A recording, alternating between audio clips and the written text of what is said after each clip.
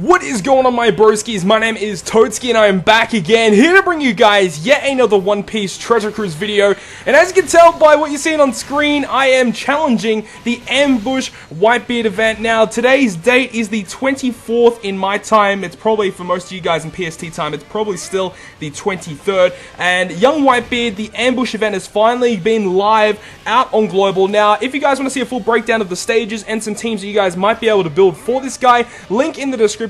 We'll link you to the full guide video for that, the full prep guide. So, in this video, this is basically just a playthrough of one of the teams that I used to beat. I've already just recorded another team that I will upload at a later date as well, which I actually did use in order to beat Whitebeard as well. So, this team you're seeing on screen is obviously a time skip Luffy team. This was not actually the first team I tried. I actually tried another team, which is the video that I recorded earlier, but this is the one that I wanted to get out first, because I feel as if the one that I recorded first, like a lot of people are probably going to use, but not a lot of people are going to be using time skip Luffy for Young Whitebeard. So that's why I wanted to make this video first. Now, this team actually works okay, but there's one big thing about this specific team that it struggles with, and that is the Stage 4. Now, with Stage 4, when we get to that, I'll explain everything about it. But basically, you're seeing on screen right now, this is Stage 2, where you have the Cannoneer guy. Now, that Cannoneer guy can either be a 5-hit good barrier, or great barrier, or a 5-hit perfect barrier. Now, for me, with this team, it was a 5-hit great barrier. If it is a perfect barrier, it is much easier to take down, in my opinion, as you're going to be doing much more damage to the guy once you break his shield. But hitting greats means that your chain multiply is not going to be that high.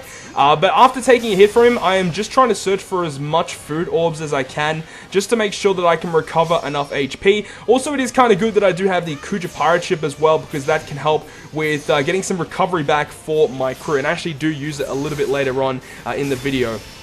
Now, the turtle itself, I think, has like 12 HP or 8 HP. I think you can take it down within like 2 or 3 hits. So you can get a little bit of stall out of it, which is really, really good. But I just want to kill it off as fast as possible now, because I am trying to find myself some food orbs for my crew. But it does take me a very long time before I even find any food orbs.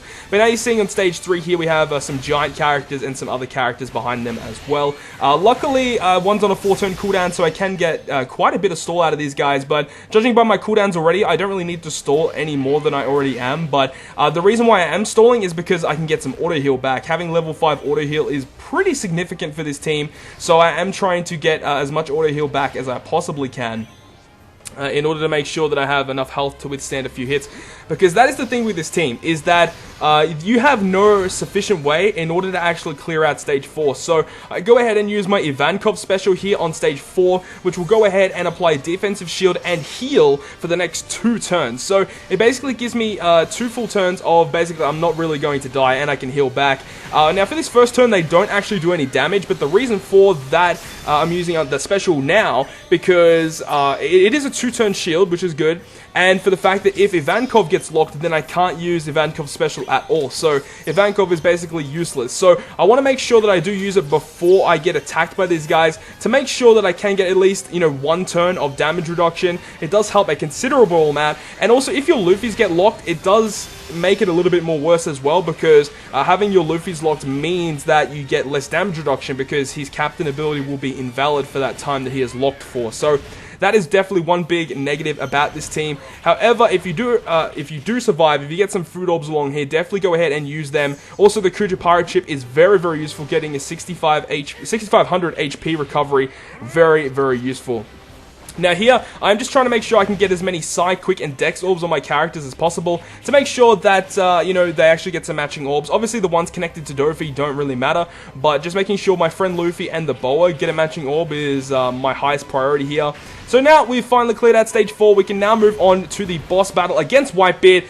And I wasn't expecting it. I did calc it like a couple weeks back, but I really didn't think that it was going to one-shot. I had some strange feeling in the back of my mind it wasn't going to be able to kill this guy, but we already know, time skip Luffy, being one of the best legends in the game, is able to beat Young Whitebeard very, very easily, making sure you hit all your perfects, of course, with the 16 times attack, 1.75 times attack with Apu, and also the 2.5 chain lock, and the 2 times all boost from Dofi, had no issues clearing off Whitebeard. So that is going to conclude today's video, guys. Hope you guys did enjoy today's video, and if you guys did, make sure to smack the like button down below, and if you want to stay up to date with all the content I post, including more One Piece Treasure Cruise content, make sure to hit the subscribe button down below. But on that, guys, I will see you guys within the next video.